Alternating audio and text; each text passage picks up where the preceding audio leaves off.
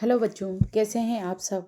आज हम पढ़ेंगे हिंदी साहित्य के इतिहास में आदिकाल और आदिकाल की जो प्रमुख प्रवृत्तियां रही है उसके विषय में, और आदिकाल के जो प्रमुख साहित्य हैं उसके विषय में, जिसमें हमने जैन साहित्य पढ़ लिया था, नाथ साहित्य पढ़ लिया था। अब अपन पढ़ेंगे रासो साहित्य। तो हिंदी साहित्य का इतिहास आदिकाल, जिसको वीरगाथा काल भी कहा गया है, और वीरगाथा काल नाम दिया है आचार्य रामचंद्र शुक्ल ने। नामकरण और इसका काल विभाजन निम्न प्रकार है कि आदिकाल, इस काल को आदिकाल नाम आचार्य हजारी प्रसाद द्विवेदी ने दिया था। वीरगाथा काल आचार्य रामचंद्र शुक्ल ने दिया था, और वीरकाल काल रखा, वीरगाथा काल रखा, इसका नाम वीरगाथा काल रखा क्योंकि इस समय वीरता की प्रधानता थी। संधि काल एवं चारण काल, डॉक्टर राम कुमार वर्मा ने इसे इस नाम से संबोधित किया।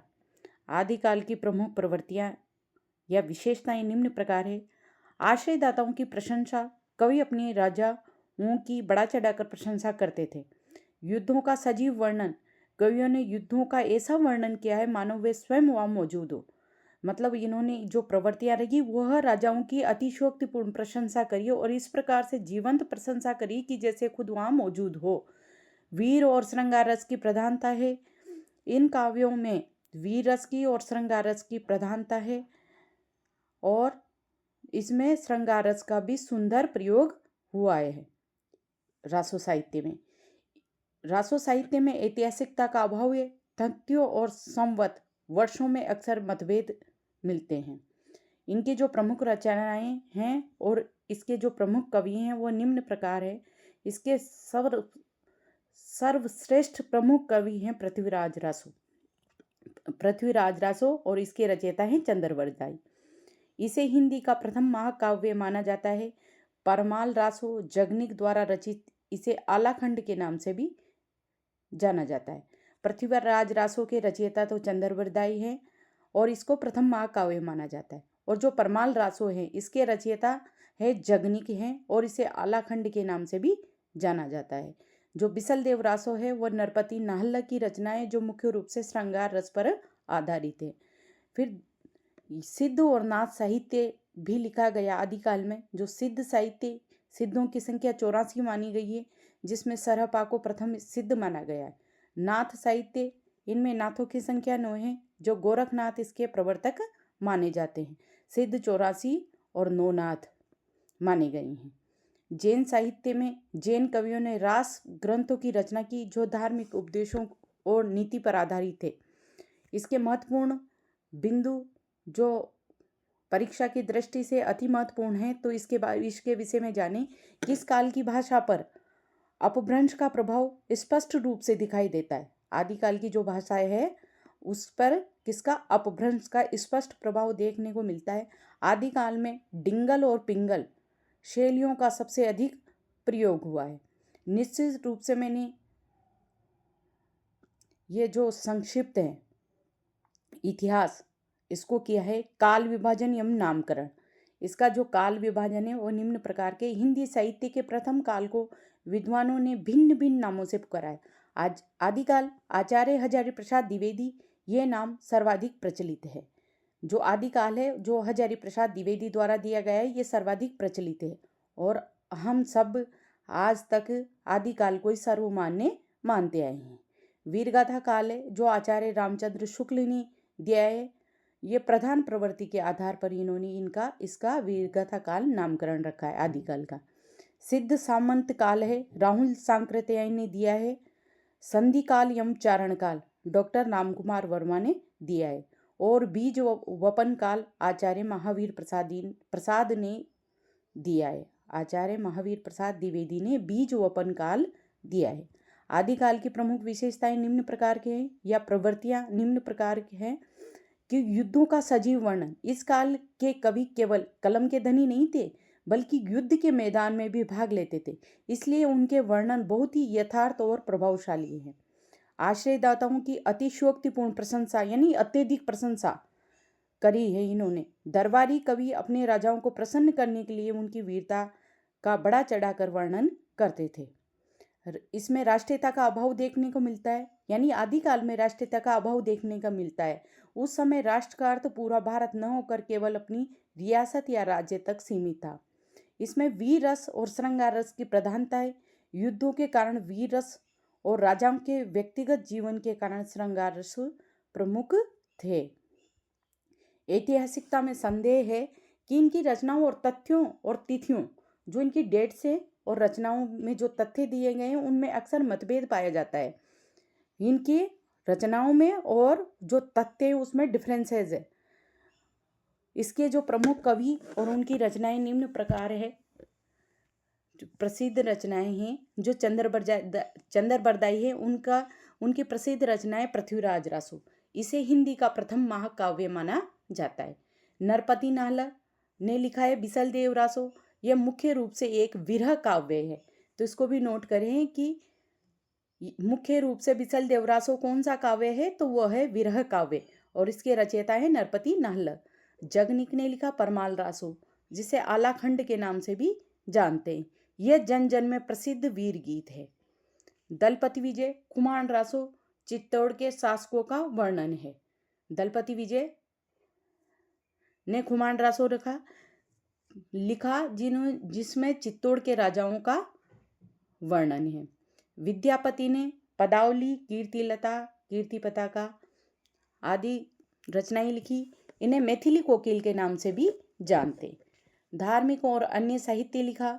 सिद्ध साहित्य, सिद्धों की संख्या 84 है, जिसमें सरहपा सबसे प्रथम और महत्वपूर्ण कवि है। नाथ साहित्य गुरु गोरखनाथ द्वारा परिवर्तित है, इनकी संख्या 9 है।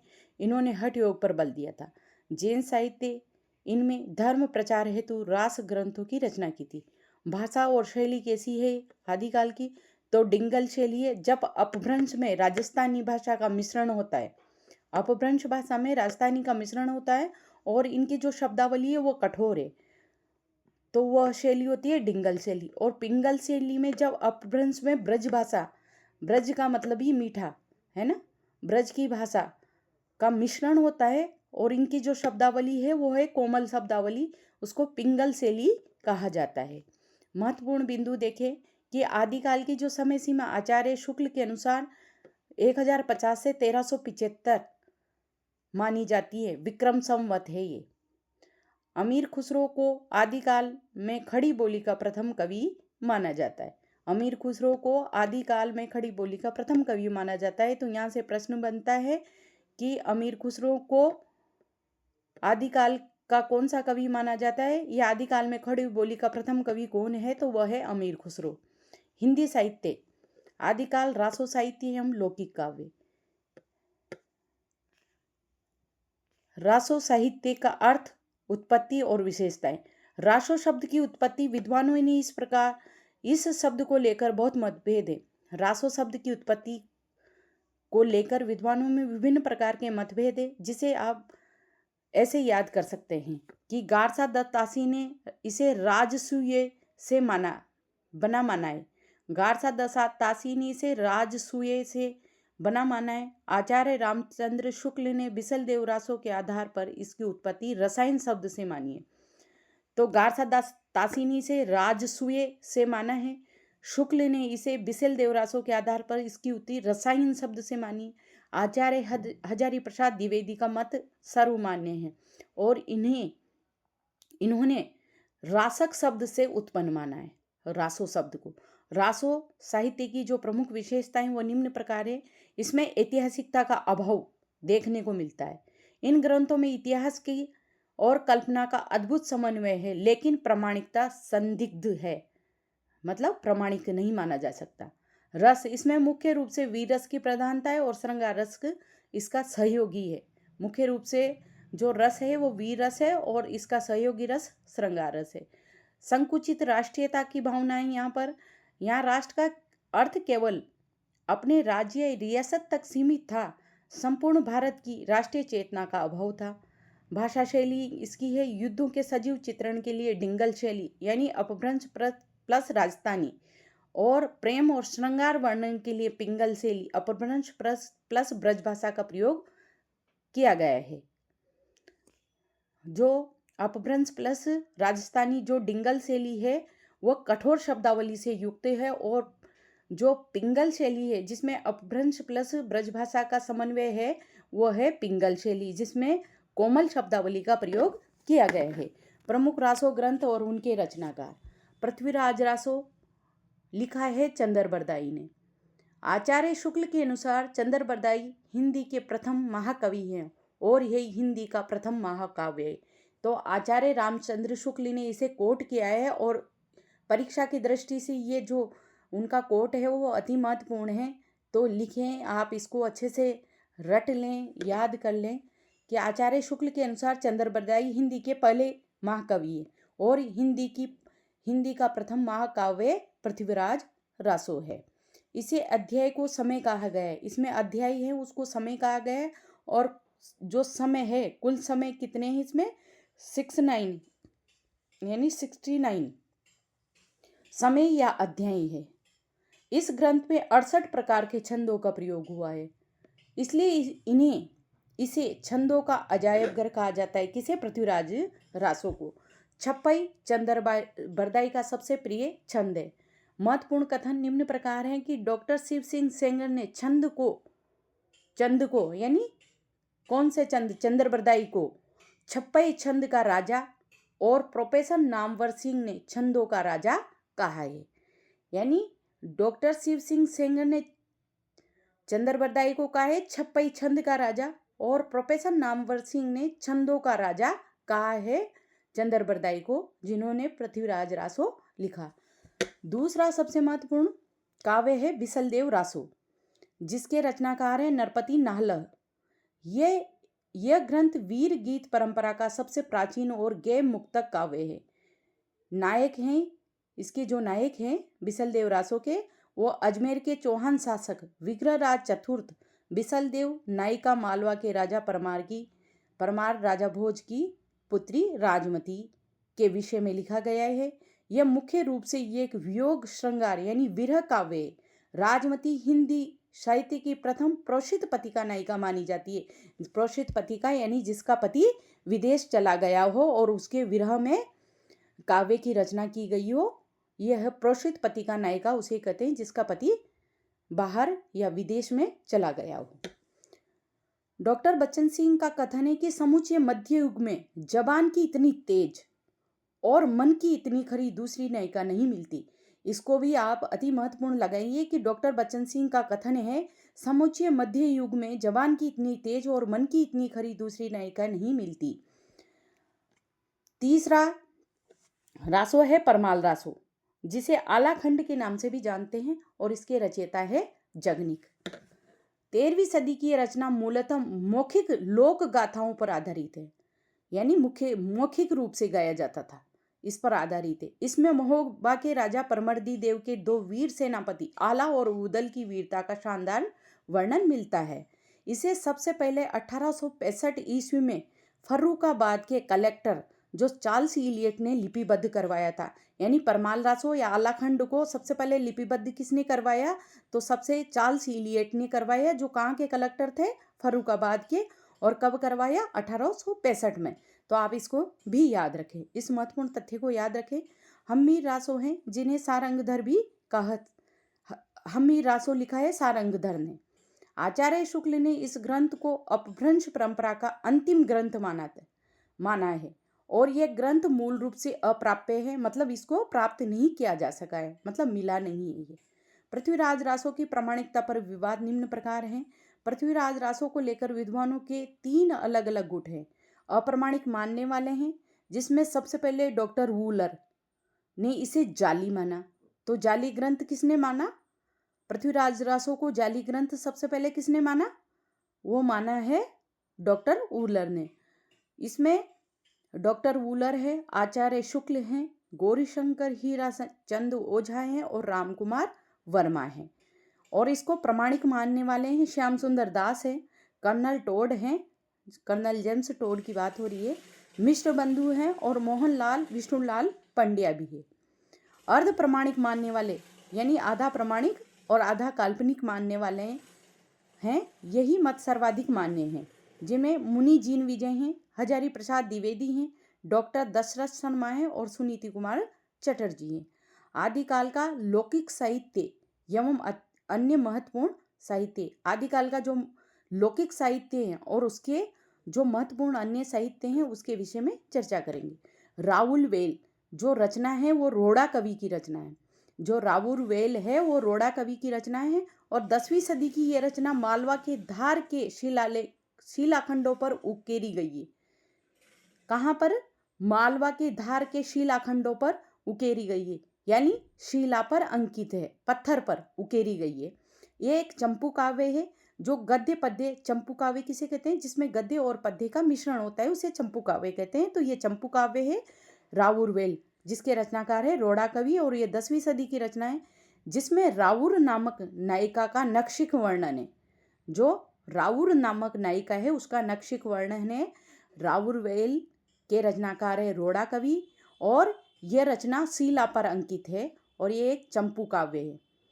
संदेश रासक है अब्दुल रहमान। ये 12वीं सदी का यह ग्रंथ आदिकाल का मेघदूत कहलाता है। तो इसको भी महत्वपूर्ण नोट करें आप कि संदेश रासक जो रचना है वो अब्दुल रहमान ने लिखी और 12वीं सदी की ये ग्रंथ है। आदिकाल का मेघदूत कहा जाता है। तो आदिकाल का मेघदूत किसे कहा जाता है? तो संदेश रासक को कहा जाता है और संदेश रासक के रचयिता हैं अब्दुल रहमान। आचार्य हजारी प्रसाद द्विवेदी ने इसे हिंदी की पहली रचना माना है। आचार्य हजारी प्रसाद द्विवेदी के अनुसार हिंदी की पहली रचना कौन सी है? तो संदेश रासक है। इसको लिखने वाले कौन है, इसके रचयिता कौन है? तो अब्दुल रहमान है और इसका जो समय है वो 12वीं सदी है और आदिकाल का मेघदूत भी कहा जाता है इसको। ठीक है।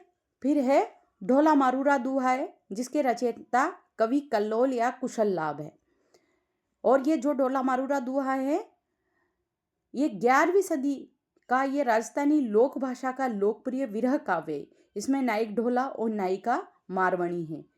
और जो उक्ति व्यक्ति प्रकरण दामोदर शर्मा की कृति है, यह 12वीं सदी का यह एक महत्वपूर्ण व्याकरण ग्रंथ है।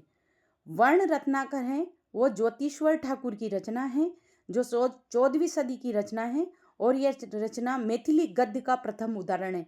तो इसको भी आप नोट करें कि वर्ण रत्नाकर ज्योतिश्वर ठाकुर की जो रचना है वो 14वीं सदी की रचना है और मैथिली गद्य का प्रथम उदाहरण है।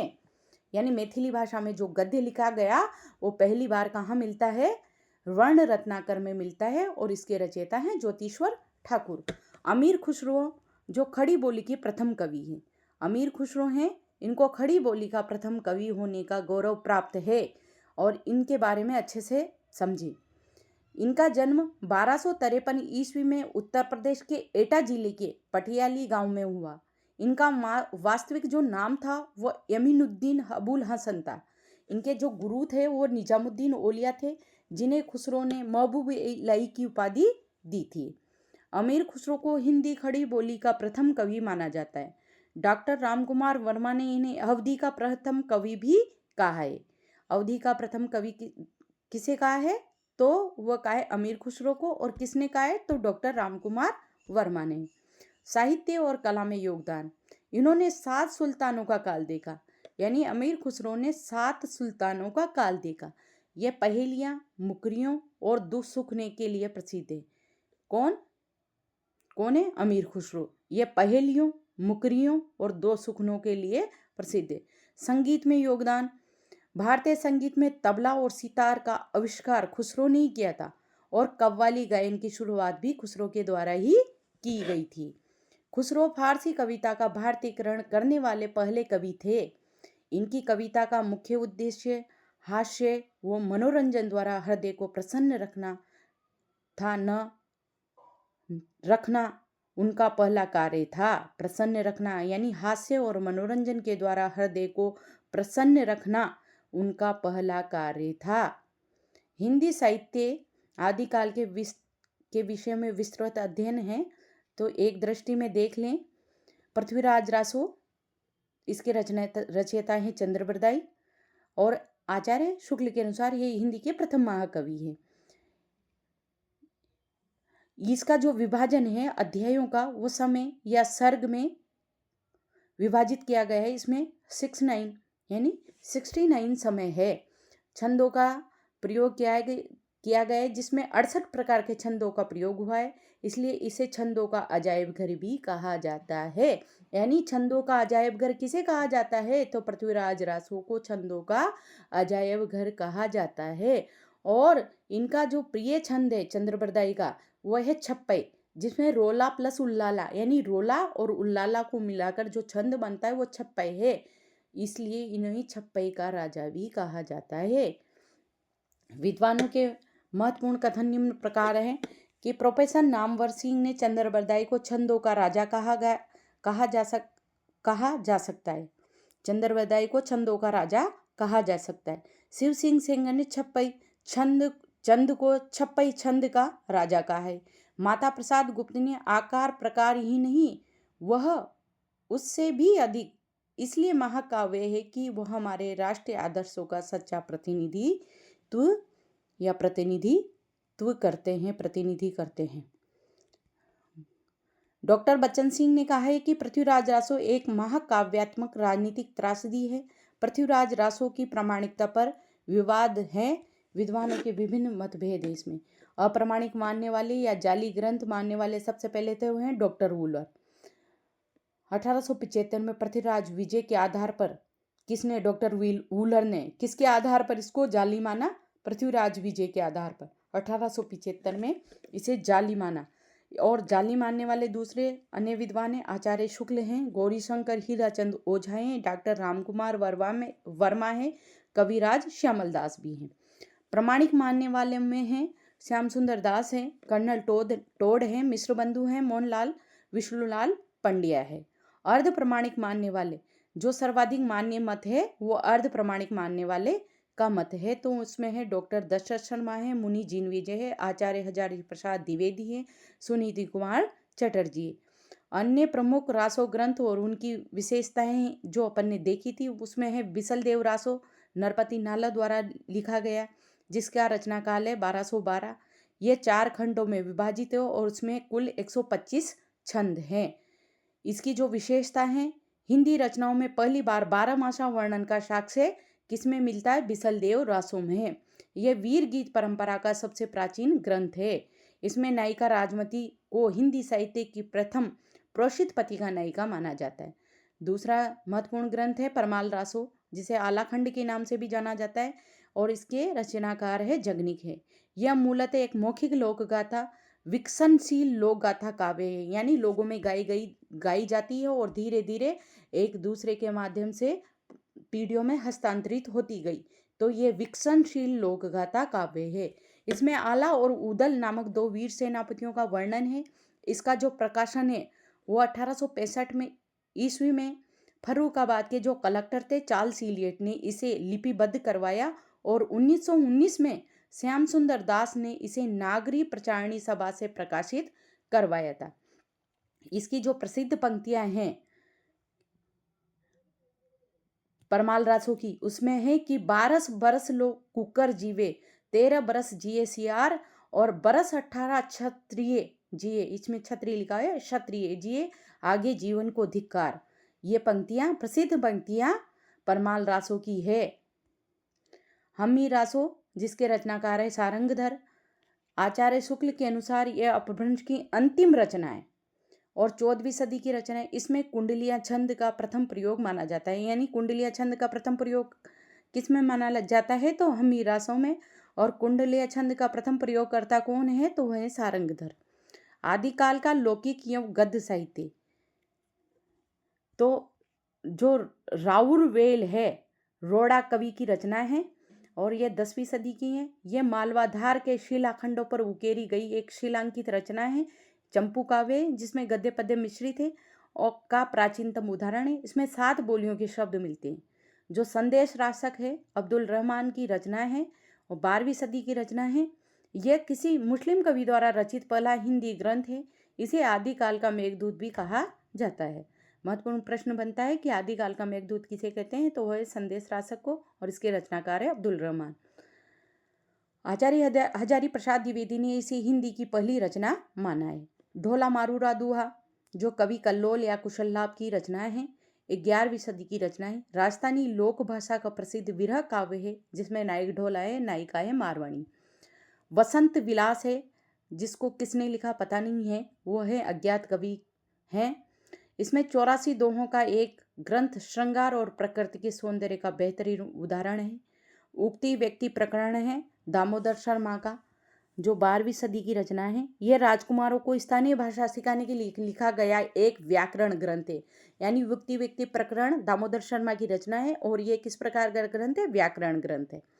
वर्ण रत्नाकर जो ज्योतिश्वर ठाकुर का है, 14वीं सदी की रचना है। यह मैथिली गद्य की प्रथम रचना है जो एक शब्दकोश यानी डिक्शनरी के समान है। मैथिली गद्य की विद्यापति, जिन्हें मैथिली कोकिल के नाम से भी जाना जाता है, भक्ति और श्रृंगार के समन्वयकारी कवि हैं। इनका जन्म 1380 ईस्वी में दरभंगा जिले के बिस्फी गांव में हुआ। इनकी प्रमुख उपाधियां हैं मैथिली कोकिल, अभिनव जयदेव, कवि शेखर, खेलन कवि, दशावधान। भाषाओं पर इन्होंने तीन भाषाओं में रचना की है, जिसमें अवहट कैसे कि देसी भाषा मिश्रित अपभ्रंश, जिसमें कीर्तिलता और कीर्ति पताका लिखी है। संस्कृत में इन्होंने रचनाएं लिखी है सेव सर्वस्व सार, पुरुष परीक्षा और भू परिक्रमा। मैथिली में लिखी इन्होंने पदावली, इसी के कारण ये मैथिली कोकिल कहलाए। विशेष तथ्य निम्न प्रकार है कि आचार्य शुक्ल ने विद्यापति को श्रृंगारी कवि माना है। शुक्ल जी का कथन आध्यात्मिक, शुक्ल जी ने कहा है किनके लिए? शुक्ल जी ने विद्यापति के लिए कहा है कि आध्यात्मिक रंगी के चश्मे आजकल बहुत सस्ते हो गए हैं। वही डॉक्टर बच्चन सिंह ने इन्हें जातीय कवि भी कहा है। अमीर खुसरो खड़ी बोली हिंदी के प्रथम कवि हैं। इनका जन्म 1253 ईस्वी में पटियाली गांव एटा यूपी में हुआ। वास्तविक नाम इनका यमीनुद्दीन अबुल हसन था। इनके गुरु थे निजामुद्दीन औलिया। इनकी जो विशेषताएं वो खुसरो को खड़ी बोली का प्रथम कवि माना जाता है। डॉक्टर रामकुमार वर्मानी ने अवधि का प्रथम कवि भी कहा है। इन्होंने 7 सुल्तानों का शासन देखा है। इनकी जो देन है वह क्या है? तो मनोरंजन का काव्य लिखा। यह अपनी पहेलियां अंतरलापिका, बरही लापिका, मुकरियों, दो सुकने और ढकोसलों के लिए प्रसिद्ध थे। इनका संगीत में भी योगदान है। सितार और तबला और वाद्य यंत्रों का आविष्कार खुसरो ने ही किया। कव्वाली और तराना गायन शैली भी इन्होंने ही शुरू की। इनके प्रसिद्ध कथन है चू मन तूती हिंदम, मैं हिंदुस्तान की तूती हूँ। अगर तू वास्तव में मुझसे कुछ पूछना चाहते हो तो हिंदी में पूछो। परीक्षा के लिए बहुत महत्वपूर्ण तथ्य हैं, इसको देखिए कि आचार्य शुक्ल ने रसायन शब्द से रासों की उत्पत्ति मानी है।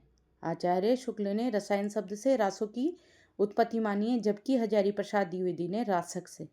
तो याद रखें, शुक्ल ने मानी है रसायन से और द्विवेदी जी ने मानी है रासक से। जॉर्ज गिब्सन को हिंदी का प्रथम वैज्ञानिक इतिहासकार माना है क्योंकि इन्होंने ही सबसे पहले काल विभाजन का प्रयास किया।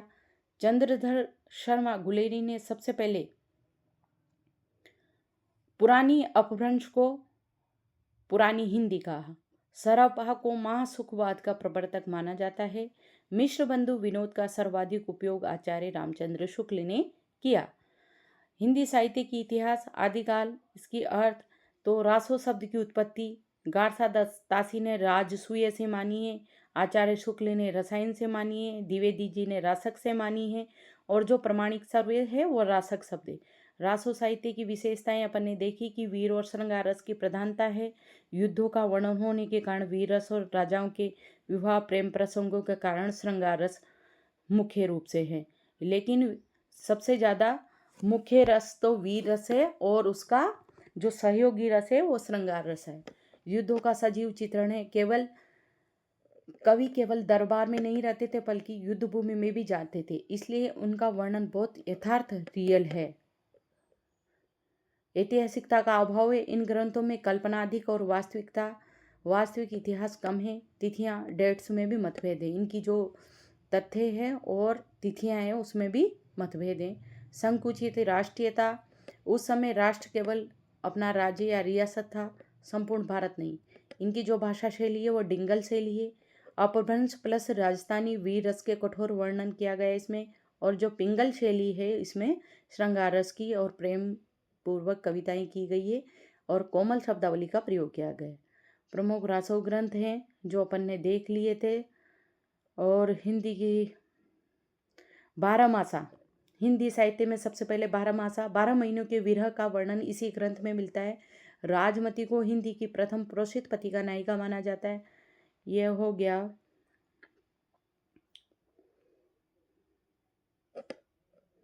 आचार्य शुक्ल ने विद्यापति को श्रृंगारी कवि कहा है, जबकि डॉक्टर बच्चन सिंह ने इन्हें जातीय कवि कहा है। अमीर खुसरो मनोरंजन और प्रयोग के कवि हैं।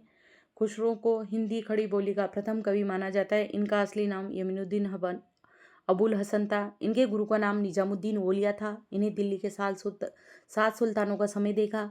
यह अपनी पहली मुकरियों और 2 सुखनों के लिए प्रसिद्ध थे। सितार और तबला का आविष्कार किया और कव्वाली गायन शैली भी इन्होंने ही शुरू की। इसी के साथ ये नोट्स समाप्त होते हैं। आगे के नोट्स भी इसी प्रकार आपको पढ़ाए जाएंगे। और अगर आप RPSC first grade, second grade या अन्य कोई प्रतियोगी परीक्षा पीजीटी, टीजीटी की तैयारी कर रहे हो तो यहाँ पर बहुत अच्छे से तैयारी करवाई जाएगी और सार गर्भित नोट्स के माध्यम से आपको पढ़ाया जाएगा। तो आप बने रहें हमारे साथ। और अगर आपको वीडियो पसंद आए तो लाइक करें, सब्सक्राइब करें और चैनल को आगे बढ़ाएं। और इसी के साथ जय श्री राधे राधे।